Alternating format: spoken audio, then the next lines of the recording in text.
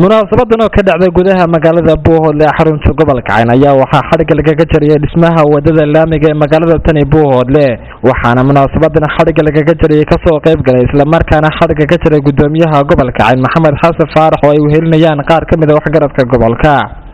ugu horeyn waxaa halkaas ka hadlay isla markaana wadada xarigan ka jaray gudoomiyaha gobolka Cayn iyadoo hadalka uga dambeeyeen waxgaradkii ka soo qayb galay madashani hal kiiloomitir ah waxaa noo sameeyey safa corporation iyo DDT dowladda Puntland oo maamulka madaxweyne ku-xigeenka iyo ra'iisul baarlamaanka waxaan uga mahad celinaynaa cid kasta oo gacan ka geysatay hay'adda DDT iyo Safa Construction Company iyo dhammaan cid kasta oo gacan ka geysatay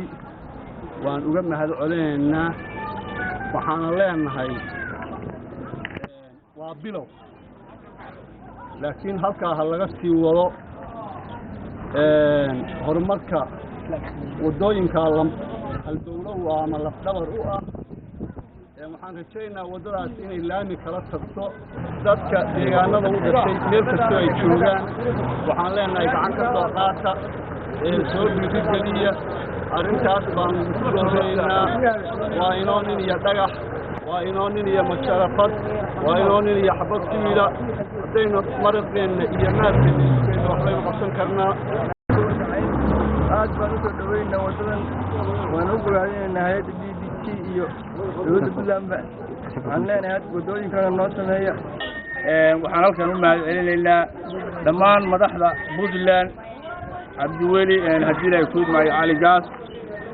Cabdixakiin Cabdullaahi Xaaji Cumar Camay ra'iisul baarlamaanka shacabka